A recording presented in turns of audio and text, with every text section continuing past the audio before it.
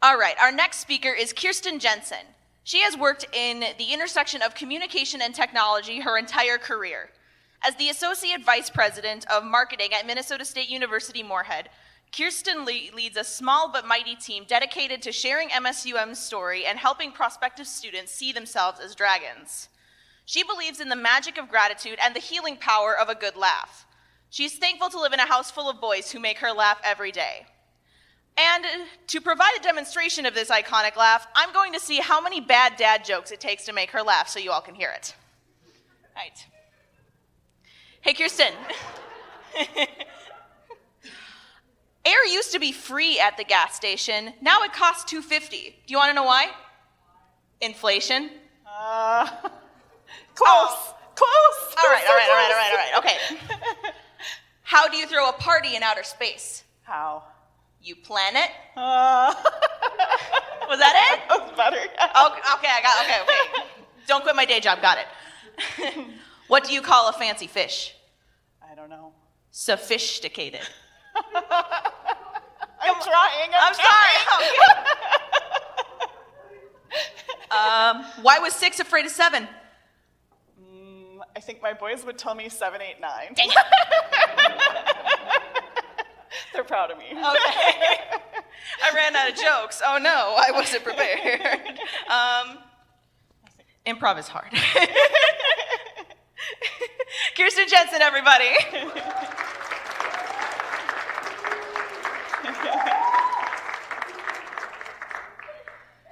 All right. Oh, I went too far. All right. So I come from a family of big laughter. Lucky me, it's on both sides. And it's the kind of laughter where you laugh with your whole body, and when you're at a family gathering, sometimes the house seems like it's starting to shake a little bit. And even among my family, I have a very distinctive laugh. My boys will tell me you can hear me in a crowd. I'm excited tonight and honored tonight to share a little bit about my journey to accepting my laugh, because I didn't always embrace it. In his book, Atomic Habits, James Clear talks about the most transformative habits that we have are ones that we embrace as part of our identity. So instead of beating ourselves up, I need to exercise, I should exercise every day, we say to ourselves, I am a person who walks in the morning, and that is a transformative power to change our lives. I believe that embracing the unique parts of ourselves is a lot like making those habit changes. That, as Clear says, every vote, every action we take is a vote for the person we wish to become or to embrace. My memories of big laughter start with this guy. His name is Chuck. He was my dad's cousin, and you can just see it, right, that he has a giant laugh. This is the two of us when we were just a little bit younger, both of us. And you can see that my earliest memories of big laughter are that it's a little bit scary. It's big, I'm not so sure what to think about Chuck. And then this Kirsten is thoroughly annoyed by the big laughter because all the adults in the house are laughing in the basement and I am trying to sleep, and I blame Chuck because he's the loudest. But for the record, my Uncle Kurt would probably be right up there too. And then I discovered that I have the big laughter. That's not the right one. That I have the big laughter. And I was really embarrassed. I was embarrassed about my laugh for a really long time. It made me feel like I stood out and I stuck out in a crowd when I just wanted to fit in. And so I learned to make my laugh smaller, to filter it for a lot of my life. And the hardest part about that desire, that intense desire to filter and to make yourself smaller and to fit in, is that often it robs us of the very thing that helps us feel really connected to other people. In high school, I was lucky enough to learn that big laughter could be a superpower. This is my mom. She has a really great laugh too. I was a theater kid, and our theater director would ask my mom to come to the opening night of every production because she would know exactly when to laugh, and because she would do it so loud that the whole audience would warm up. And it would change the whole experience of the play. And that was my first sense that laughter could be this invitation to connect, and that it could bring joy to the people around you. And that was an important lesson to learn at that point in my life.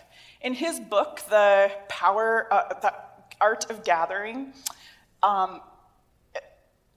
so Charles Vogel says that when we feel a crisis of belonging, that invitation to connect can be the thing that plants us firmly in a sense of community. And I was really lucky to learn that in the theater. Now let's fast forward to the world of work. So the year is 2010. I am the director of digital marketing at Sanford Health. I have 5 team members who work in Sioux Falls and 4 in Fargo. And so we spend a lot of time on video conference. And yes, I said 2010. We were on video conference all the time, way before it was the thing everyone was doing. So I am deep in work. So I'll set the scene a little bit. It's about 4 o'clock in the afternoon. I've been working on a project. I need to talk to Jarl, one of my teammates in Sioux Falls, and I probably have a little sticky note next to my desk that says the 3 or 4 points that I want to make sure that I talk to him about, and I'm laser focused. So I hit the button to call Jarl, and Jarl answers, and what is on the screen is this. I still laugh every time I think about this story. So it was so completely unexpected and so amazing that I laughed with no filters for minutes. The IM started coming in, right? So people are like, I can hear you laughing all the way in Sioux Falls. And someone else is like, I love hearing your laugh. And then someone else said, I started laughing too. And it sounds a little silly, but this was a really vulnerable moment for me. I was laughing with no filters, and it was celebrated. And it really became a pivotal moment where I resolved that I would try to put fewer filters on my laugh and just let people enjoy with me that moment. So I made a vote to become a person who embraces her laugh. But that doesn't mean that I didn't have to keep making that choice over and over. At my next job, I was at a bridal shower, so this is the wedding, but close enough. And there were about 4 of us from work, and everyone else came from out of town. So there were maybe 25 or 30 people that I'd never met before, and one of the stories really hit my funny bone, and I started to laugh. And you can feel the heads start to turn, and people, just this general vibe of, I wonder who that is. And I looked at my coworkers, and especially at the bride-to-be, and I just thought, she is enjoying this, so I am going to embrace my laugh. And I made a vote to be the person who embraces her laugh yet again. But I can't say enough times that it is a choice that we have to make every single day. And so sometimes I will think through how do I set myself up for success? If I'm going into a situation that is going to be I'm going to be a little unsure, how do I set myself up that it's okay to laugh?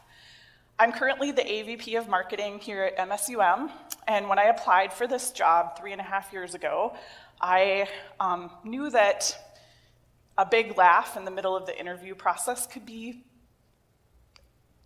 distracting, right? It could be something that would be maybe turn a few heads. And so one of the choices I made was to put a little warning in my cover letter. And at the bottom of the cover letter, it says, P.S. I bring a very distinctive laugh to the table. It may turn heads on occasion, but it also brings a little ray of sunshine. I promise meetings will never be the same. And I trusted that if y'all were my people, that would be embraced, and I'm really happy that I wasn't wrong.